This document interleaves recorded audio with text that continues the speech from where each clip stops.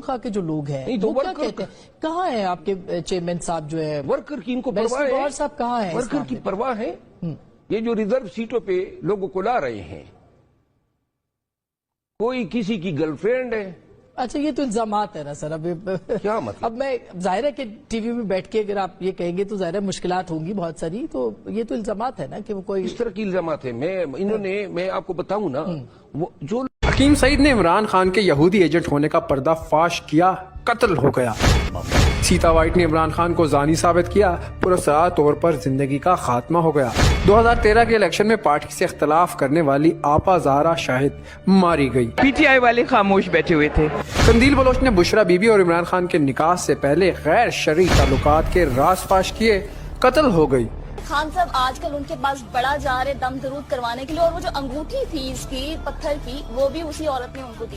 ہمیں کاشانہ shelter home کا عملہ رات گئے پی ٹی آئی کے لیڈروں کے پاس پہنچاتا ہے۔ میرے ساتھ بنی گالہ میں ریپ ہوا، میرے ساتھ کئی بچیاں مار دی گئی۔ افشا لطیف کو یہ اطلاع دینے والی اقرا کائنات پراسرار طور پر ماری گئی۔ سپرنٹینڈنٹ کا شانہ اس ظلم و جبر کے خلاف آواز اٹھائی۔ شانہ جنسی اسکینڈل میں بشرا بی بی براہ راست ملوث ہے۔ میں عمران خان کے راز فاش کروں گا، اسے ننگا کر دوں گا کہنے والا عامر لیاقت پراسرار طور پر مارا گیا۔ خان صاحب آپ کو یہ بتانا چاہتا ہوں کہ ہم میں سے کوئی بھی غدار نہیں، اور بھی بہت کچھ جانتا ہوں، اگر بتا دیا تو قیامت آ جائے۔ ارشد شریف نے عمران خان کی فارن فنڈنگ پر ثبوتوں کے ساتھ پروگرام کیے، اس کی اسرائیل اور بھارت سے فنڈنگ ثابت کی۔ عمران خان اس کے قریب ہوا، اس کو جعلی تھریٹ الرٹ دکھائے، ڈرا کر باہر بھجوایا، اور وہ بھی اپنے دوست سلمان اقبال کے دوستوں کے پاس۔ ارشد شریف کو انہی دوستوں کے ساتھ بیٹھے گولیاں لگی، لیکن ایک ہی گاڑی میں ہونے کے باوجود وہ محفوظ رہے۔ ارشد شریف کو گولیاں لگنے کی اطلاع بھی سب سے پہلے سلمان اقبال کو دی گئی، البتہ ہدایات کے عین مطابق وہ زخمی ارشد شریف کو ہسپتال لے کر جانے کے بجائے سڑکوں پر لے کر پھرتے رہے جب تک کہ اس کی جان نہ نکل گئی۔ ارشد شریف کا لیپ ٹاپ جس میں عمران خان کے خلاف تمام ثبوت تھے آج بھی مراد سعید کے پاس ہے، اور اس کے قتل کا سب سے زیادہ فائدہ بھی عمران خان نے اٹھایا۔ اتفاقاً وہ جس سنڈے کو ریفر کر رہے ہیں اسی سنڈے کے دن ارشد شریف کا قتل ہوا۔ میں تو ابھی بھی یہ کہہ رہا ہوں کہ عمران خان کو یہ پتا تھا کچھ ہونا ہے۔ سوچئے کہ عمران خان کے پیچھے کھڑا مافیا کتنا شدید طاقتور ہے کہ جس نے بھی عمران خان کے کرتوتوں سے پردہ اٹھایا وہ پراسرار طور پر مارا گیا۔ پی ٹی آئی پرائمرلی ایک جماعت ہے جس کو قادیانی اور یہودی چلا رہے ہیں اور انڈینز چلا رہے ہیں، صاف بات ہے، اس میں یہ ایلیگیشنز نہیں ہیں، یہ فیکٹ ہے، یہ فیکٹس ہیں۔ اس وقت پوری دنیا میں وہ تمام یو ایس کانگریسمین اور سینیٹرز جو اسرائیل کو سپورٹ کر رہے ہیں غازہ جینوسائیڈ کے لیے، وہ تمام عمران کو جیل سے نکالنے کے لیے باولے کتے ہوئے چلے جا رہے ہیں۔ کیوں؟ ٹویٹس کر رہے ہیں فری عمران خان، ہر طرح سے پورا پریشر بلڈ کر رہے ہیں، چاہے بریڈ شرمن ہو، چاہے وہ باقی اور وہ جو ایک ڈاکٹر آصف محمود ہے جو کہ پی ٹی آئی کا پریزیڈنٹ ہے امریکہ کا، ہی از اے نون قادیانی۔ وہ بریڈ شرمن کے ساتھ بیٹھ کے پاکستان کے خلاف، بریڈ شرمن وہ ہے جو کہتا ہے سندھ توڑ کر بلوچستان توڑ کر الگ کر دو، پھر کہتا ہے عمران کو رہا کرو۔ What do you want me to make out of دس؟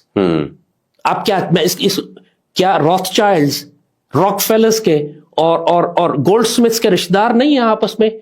کیا عمران کے بچے یہودی نہیں ہیں؟ کیا عمران کے بیٹے اسرائیلی سٹیزن نہیں ہیں؟ مطلب what are you trying to tell me? آپ اگر مجھے یہ کنونس کر رہے ہیں کہ عمران انفلوئنس نہیں ہوتا اپنے بچوں سے اور اپنے بیٹوں سے، ایک مرتبہ عمران سے میں نے پوچھا تم شادی کیوں نہیں کرتے؟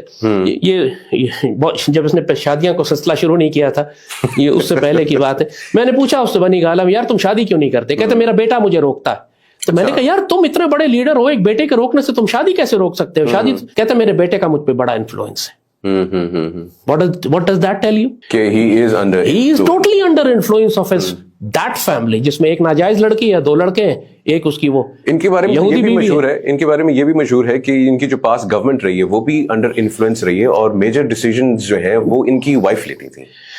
دیکھیے اس میں کوئی شبہ نہیں ہے، جیسے کہا نا کہ اس کا عقیدہ تو ہے ہی نہیں، ساری زندگی تو یہ سوائے بدکاری کرنے اور تیز گیند کرانے کے اس کو کچھ نہیں معلوم تھا۔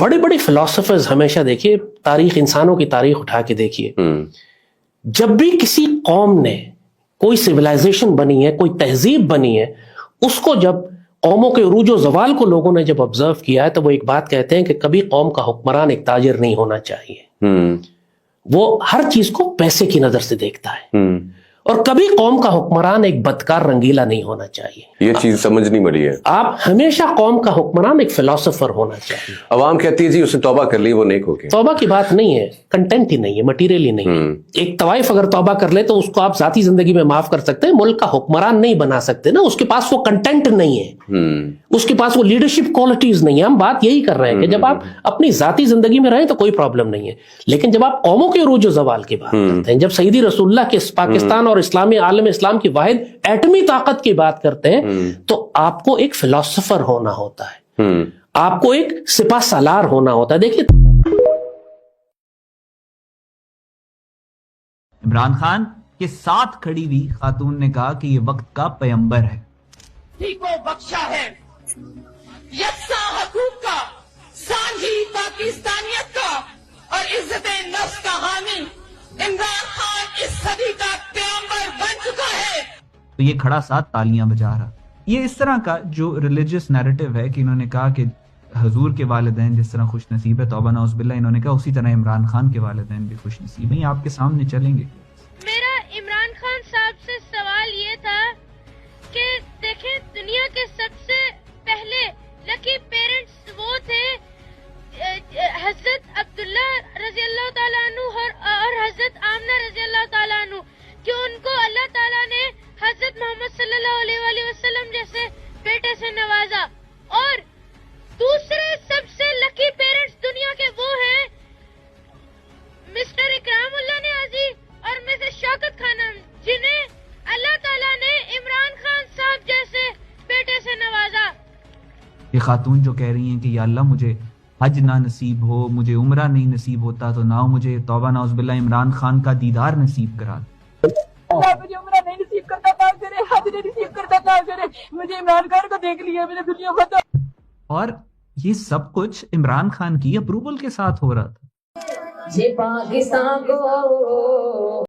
فون تو مل گئی ہے لینڈ لائن آپ کی, تو میں کیا کروں؟ کیا کرو؟ کیسی فیلنگ کیسی ہے؟ ہاں ٹھیک ہے, بالکل. ہاں بالکل.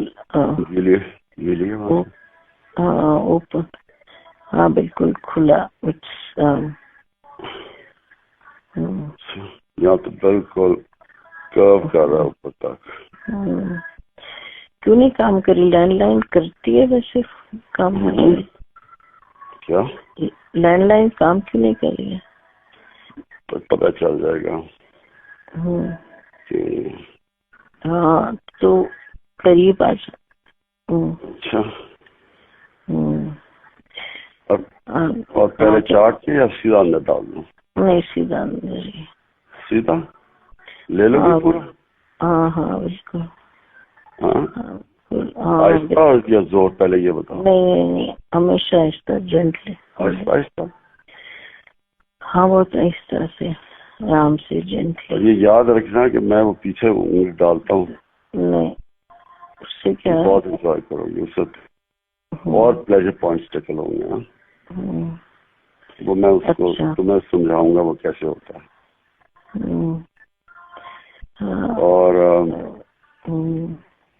اور کیا؟ ہاں جنٹلی آنے اوپر رب کیا ہوا نا, رب کر کے اندر. ہاں ٹانگیں پیچھے. ہاں پوری تو کھلی ہے. اچھا پورا لیا ہے نا پھر اس کا مطلب اندر؟ ہاں ٹوٹلی. ہاں جیسے مرضی, لیکن کھلا پورا. ہاتھ لگایا تھا تو بہت چھوٹی تھی. ہاتھ لگایا تھا تو بہت چھوٹی تھی. ہاں لیکن ابھی تو اور کافی ٹوٹلی کھلا ہوا ہے. اس بانی تحریک انصاف نے اپنے آپ کو پیغمبر کہلوایا. نعوذ باللہ, نعوذ باللہ, معاذ اللہ. ایسے ایسے گدھے کے بچے اور نسلیں تھیں کہ جو زمان پار کے سامنے آ کے کہتے تھے آج ہم نے اس کو دیکھا تو ہمارا نعوذ باللہ حج ہو گیا ہے.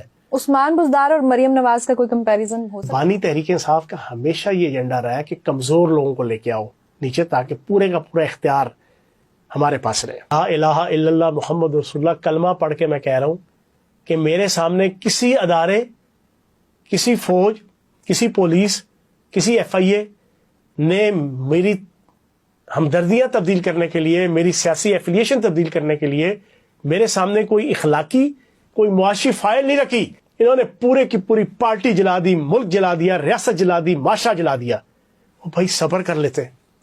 اگر آپ صبر کر لیتے نا, ایک گریسفل طریقے سے, ایک ہینڈسم طریقے سے اپوزیشن کرتے, تو آپ 10 اپریل کو اترے تھے. آپ کو اگست اور ستمبر پہ جنرل باجوہ نے خود اقتدار کے اندر لے کے آنا تھا. آپ نے الیکشن کیوں نہیں لڑا IPP کے پلیٹ فارم سے؟ میں نے الیکشن اس وجہ سے نہیں لڑا کہ این الیکشن سے 2 مہینے پہلے نئی حد بندی ہوئی. میرا 24 سال جو الیکشن کی سیاست جس حلقے میں تھی وہ 70% حلقہ کٹ گیا. ٹھیک. 70%. اوکے. وہ ایک مجھے دھچکا لگا. نیا جو حلقہ تھا میرا, وہاں پہ الیکشن کے حوالے سے کوئی, پھر اوپر سے IPP نئی پارٹی تھی, ایک مخالفت اور نفرت کا ماحول تھا, نیا حلقہ لگ گیا. پھر میرے پاس سرمایہ اتنا نہیں تھا, الیکشن بہت مہنگا ہو گیا تھا, 7-8 کروڑ روپے کا الیکشن تھا. میں نے کوئی حرام نہیں کمایا ہوا تھا, میں نے کوئی چوکے چھکے نہیں لگائے ہوئے تھے جیسا PTI کے ہر منسٹر نے جو یہاں پہ چوکے چھکے لگائے ہوئے تھے نا. اللہ پاک کا کرم ہے, آج آپ کے جناب پروگرام کے ذریعے سے آن اوتھ مجھے کسی ادارے, کسی فوج, کسی ISI, کسی عدالت, کسی پولیس نے نہ اخلاقی اور نہ معاشی میری کوئی فائل میرے سامنے نہیں رکھی. ٹھیک. لا الہ الا اللہ محمد رسول اللہ کلمہ پڑھ کے میں کہہ رہا ہوں کہ میرے سامنے کسی ادارے, کسی فوج, کسی پولیس, کسی FIA نے میری ہمدردیاں تبدیل کرنے کے لیے, میری سیاسی ایفیلیشن تبدیل کرنے کے لیے میرے سامنے کوئی اخلاقی, کوئی معاشی فائل نہیں رکھی. ٹھیک ہے نا. میں نے اپنے تجربے کی بنیاد پہ, اپنی آئیڈیالوجی کی بنیاد پہ, جو میں سال سے ٹینشن کا شکار تھا اس تحریک فساد فی الارض کے اندر جو شامل تھا, سمجھا رہا تھا لیکن نہیں سمجھ ہو رہی تھی. میری فیملی, میرا بھائی, میرا بیٹا, میرے کزن, میرے بھانجے, میرے بھتیجے جو فوج کے اندر سرو کر رہے ہیں, میں ان ساروں کے حوالے سے ایک عجیب و غریب مخمصے کا شکار. اینڈ میں 9 مئی کا ٹھوکر لگی, ہم نے اپنا راستہ تلاش کر لیا. آپ کو اس بات پہ اعتراض نہیں تھا کہ نون لیگ کے ساتھ مل کے الیکشن لڑا جا رہا ہے؟ ہمیں لگا کہ شاید یہ بھی ایک وجہ تھی آپ کی الیکشن نہ لڑنے کی. نہیں, میں اس چیز کے تھا کہ اگر تو نون لیگ کے ساتھ ایڈجسٹمنٹ ہو جاتی میری سیٹ پہ تو میں نے لڑ لیتا تھا. ٹھیک. وجہ کیا ہے؟ پنجاب کے اندر صرف 2 پولیٹیکل پارٹیز کی گراس روٹ لیول پہ تنظیم سازی تھی, ایک نون لیگ کی, ایک تحریک انصاف کی. ٹھیک. ہماری تو کوئی گراس روٹ لیول الیکشن میں جناب آپ کو گراس روٹ لیول پہ پولنگ ایجنٹ چاہیے, پولنگ کا پورا سٹاف چاہیے, کیمپس چاہیے, ورکرز چاہیے. اب وہ IPP تو بھی 1 مہینہ ہوا تھا الیکشن سے, 2 مہینے پہلے پارٹی بنی ہے. جی. اگر نون لیگ کے ساتھ سیٹ ایڈجسٹمنٹ ہوتی تو لڑ لیتے. ٹھیک. نہیں ہوئی تو کوئی ٹینشن نہیں, میں مر نہیں چلا. نیکسٹ IPP سے لڑیں گے. سنیں, یہ ایک فرق ہے بانی تحریک انصاف میں اور میرے میں. بانی تحریک انصاف وزارت عظمیٰ سے اترے, انہوں نے کہا نہیں میں اترا, پورے کا پورا باندر کے ہاتھ میں ماچس آئی, اسے پورا جنگل جلا دیا. انہوں نے کہا میں اترا تو کوئی بھی نہیں رہے گا. انہوں نے پورے کی پوری پارٹی جلا دی, ملک جلا دیا, ریاست جلا دی, معاشرہ جلا دیا. وہ بھائی صبر کر لیتے. اگر آپ صبر کر لیتے نا, ایک گریسفل طریقے سے, ایک ہینڈسم طریقے سے اپوزیشن کرتے, تو آپ 10 اپریل کو اترے تھے. آپ کو اگست اور ستمبر پہ جنرل باجوہ نے خود اقتدار کے اندر لے کے آنا تھا. اچھا, یہ بھی طے ہوا تھا؟ طے نہیں ہوا تھا, یہ میں آپ کو پولیٹیکل پرسپشن دے رہا ہوں. ٹھیک. اگر ڈیسنٹ گریسفل طریقے سے آپ ملک دشمن طاقتوں کے ایجنڈے پہ اور ان کے ہتھے نہ چڑھ جاتے, ٹھیک, آپ عالمی اسرائیلی ایجنڈے کے اوپر نہ آ جاتے, ٹھیک ہے, آپ ایک پاکستان کے ایک ڈیسنٹ گریسفل پولیٹیشین کے طور پہ پرفارم رکھتے, تو اگست ستمبر اکتوبر میں آپ نے اقتدار میں ہونا تھا. رائٹ. اچھا, جہانگیر ترین نے کیوں دوبارہ ہاتھ ہٹا لیا سر سے, جبکہ انہوں نے پارٹی بنائی تھی؟ وہ کس وجہ سے اتنے مایوس ہو گئے؟ کہیں سے یس نہیں ہوئی؟ نہیں, میں یہ سمجھتا ہوں کہ جہانگیر ترین صاحب کو ہم نے ضائع کیا ہے. پاکستان کا واحد پولیٹیشین ہے کہ تمام پولیٹیشین کا جناب آپ ٹیکس اکٹھا کریں نا, تو وہ کم بنتا ہے جتنا ایک جہانگیر ترین ٹیکس دیتے ہیں. ٹھیک. جتنا صنعت اور زراعت کے حوالے سے تجربہ جہانگیر ترین صاحب کے پاس ہے, اتنا پاکستان کے کسی پولیٹیشین کے پاس نہیں ہے. تو وہ جو شوگر ملز کے الزامات لگتے تھے, یار شوگر مل, یار 4 شوگر ملیں, 90 شوگر ملے ہیں پاکستان میں, ان میں سے آپ 4 شوگر ملنے والوں کو آپ کہتے ہیں مافیا. تو یہاں پہ آپ کے جناب زرداری صاحب کی اور نواز شریف صاحب کی اور جناب آپ کے ANP کے مختلف خاندانوں کی آپ کی جناب 20% 30% جناب ملے ہیں. تو یہ بات نہیں ہے, یہ بات نہیں ہے. خان صاحب نے خود ہی ان کے خلاف بھی کیسز بنوائے. ڈرامہ سارا کچن بانی تحریک انصاف کا جہانگیر ترین چلاتے رہے ہیں. ان کے ڈرائیوروں کی تنخواہ وہ دیتے رہے ہیں, ان کے کک کی تنخواہ وہ دیتے رہے ہیں. جی یہ تو ان کی مسز کے جناب خرچے وہ پورے کرتے رہے ہیں. پرانی نئی جو بھی مسز ہوتی تھی ان کا ایک ایک خرچہ, دفتر کے خرچے وہ پورے کرتے رہے. سارا کچھ استعمال کرنے کے بعد آپ ٹیشو پیپر کی طرح پھینک دو. اور پھر سب سے بڑا بلنڈر کیا, جہانگیر ترین صاحب کی بیٹیوں کے اوپر آپ پرچہ کرا رہے ہیں, ان کے بیٹوں کے اوپر پرچہ کر رہے ہیں. خدا کا خوف کھاؤ. ایک پلیٹ پہ جہاں پہ کھایا ہو نا, وہاں پہ اگر ناراضگی اور تعلق ٹوٹے نا تو بندہ خاموشی کے ساتھ رستہ جدا کر لیتا ہے. ٹھیک ہے, لیکن یہاں تو وہ نیچ پنا کیا گیا, نیچ پنا. جہانگیر ترین صاحب کے حوالے سے اور پھر علیم خان صاحب کے حوالے سے بھی وہ آپ کی سوچ سے باہر ہے. ٹھیک ہے, اینڈ کی طرف بڑھتے ہیں. خیر آپ لوگوں نے IPP نے اسپیشلی سوچا کہ ملک کو آگے بڑھنا چاہیے, چیزوں کو بہتر ہونا چاہیے, اور اب کی جو حکومت ہے وہ بھی اسی نظریے کے تحت بنائی یا بنوائی گئی تھی کہ ملک کو آگے بڑھنا چاہیے. کیا سمجھتے ہیں, پنجاب میں آپ کام کرتے رہے ہیں, پنجاب حکومت کی پرفارمنس کیسی ہے؟ مریم نواز کو کوئی مشورہ دینا چاہیے؟ اچھا, میں آج اس دفعہ لاہور آیا تو مجھے ایک لاہور کا ایک بہت بڑا بیکری کا ایک چین ہے, میرا دوست ہے, ابھی میرے ساتھ آیا ہوا ہے, نیچے میرے ساتھ ہی ہے. میں اس کے منہ سے سن کے حیران ہوا. اس نے کہا جی کہ آٹا سستا ہو گیا ہے, میدا سستا ہو گیا ہے, اشیاء خورد و نوش سستی ہوئی ہیں, اچھا روٹی سستی کر دی گئی, نان سستا کر دیا گیا. میں یہ سمجھتا ہوں کہ یہ ایک پازیٹیو انڈیکیشن ہے. ٹھیک, اور یہ مریم بی بی کا جناب پرفارمنس کا منہ بولتا ثبوت ہے. تو میں یہ سمجھتا ہوں کہ بہتری کی طرف جا رہا ہے, اور ہماری دعا ہے پاکستان بہتری کی طرف جائے. پنجاب اور پاکستان پرفارم کریں گے تو پاکستان کی ریاست اور پاکستان کی معیشت اپنے پاؤں پہ کھڑی ہوگی. انہوں نے پنجاب پولیس کا یونیفارم پہنا تو کافی تنقید ہو رہی ہے کہ وہ فوٹو سیشن میں بیزی ہیں. آپ کو کیا لگتا ہے؟ یار فوٹو سیشن میں تو سارے بیزی ہوتے ہیں. بانی تحریک انصاف کی ساری سیاست فوٹو سیشن پہ اور سوشل میڈیا کے اوپر ہے. عثمان بزدار اور مریم نواز کا کوئی کمپیریزن ہو سکتا ہے؟ عثمان بزدار دیکھو میرا دوست ہے, میرے بھائی ہیں, بائی وے آف انسان, بائی وے آف مین ایک اچھا انسان ہے ذاتی حوالے سے, CM کے طور. لیکن اس بیچارے کے ساتھ زیادتی ہوئی ہے. میں نے خود ان کو کہا ہے, ان کے منہ پہ کہا ہے, میں نے کہا آپ کے ساتھ زیادتی ہے, آپ کو وزیر اعلیٰ جو بنایا گیا تھا, پہلی دفعہ MPA بنے ہیں, پہلی دفعہ آپ کو وزیر اعلیٰ بنا دیا ہے. آپ ایک سادہ شخصیت تھے, سادہ انسان تھے, آپ کے بس کی بات ہی نہیں تھی. لیکن بانی تحریک انصاف کا ہمیشہ یہ ایجنڈا رہا ہے کہ کمزور لوگوں کو لے کے آؤ نیچے, تاکہ پورے کا پورا اختیار ہمارے پاس رہے. ٹھیک ہے, آپ کی ہم منصب کہہ لیں یا سکسیسر کہہ لیں, عظمیٰ بخاری آج کل کافی مشکلات میں ہیں, انفارمیشن کی منسٹری ہینڈل کر رہی ہیں. کوئی مشورہ, کوئی برادرانہ مشورہ کہ جس سے وہ کامیاب ہو سکے؟ عظمیٰ میری بہن ہے, اب وہ پتہ نہیں چھوٹی بہن ہے یا بڑی بہن ہے, وہ جس طرح مجھے مخاطب کرتی ہے وہ تو اسے ہی لگتا ہے جیسے میری بڑی بہن ہے, بلکہ میری اماں ہے جس طرح مجھے مخاطب کرتی ہے. لیکن بہرحال میری بہن ہے. اس کو میں کہوں گا کہ یہ 800 روپے کے سوٹ اور 400 روپے والے جوتوں والی چوڑے نہ مارے, ٹھیک ہے نا. Be realistic.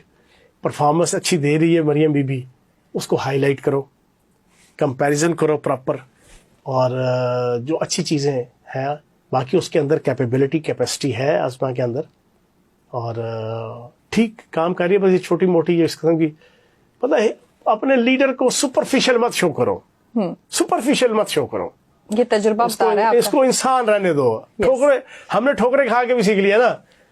بس سپرفیشل کو اللہ کا ولی, غوث, کتب, کلندر, نوز باللہ پیغمبر, یہاں تو نوز باللہ ساتھ کھڑا کر کے اس بانی تحریک انصاف نے اپنے آپ کو پیغمبر کہلوایا. نوز باللہ معاذ اللہ. ایسے ایسے گدھے کے بچے اور نسلیں تھیں کہ جو زمان پار کے سامنے آ کے کہتے تھے آج ہم نے اس کو دیکھا تو ہمارا نوز باللہ حج ہو گیا ہے, آج ہمارا عمرہ ہو گیا ہے, آج ہمارا فلاں ہو گیا ہے.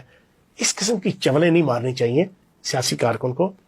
لیڈر ہی ہے, ہماری طرح کا انسان ہی ہے. Thank you so much. Last پہ پاکستان کے مستقبل کے عمران خان کے بچے دیکھیں, اپنے گھر کا اس کا ماحول دیکھیں. ایک تو ناجائز بیٹی, پھر 2 بچے یہودی خاندان. بیسیکلی وہ یہودی اسرائیلی شہری ہیں, یاد رکھیے گا. ایز پر لا وہ اسرائیلی شہری ہیں. عمران خان کے بیٹے یہودی شہری ہیں تو آپ اندازہ لگائیں کہ وہ آپ کو ریاست مدینہ بنانے کی بات کرتا ہے, وہ سیرت نبی صلی اللہ علیہ وسلم پڑھانے کی بات کرتا ہے, آپ کو بالکل نظر نہیں آتا. آپ اتنے سمن بکمن امیون ہیں, اندھے ہیں, گنگے ہیں, بہرے ہیں. ایک چیز آنکھ سے دیکھ رہے ہیں آپ اپنے کان سے. آپ نے آئلہ ملک سنی کہ سنی نا, اپنے کان سے سنی. عام خان کی کتاب پڑھی نہ پڑھی, بندی موجود ہے نا, وہ اپنی آنکھوں دیکھا حال بتا رہی ہے ریٹن فارم میں.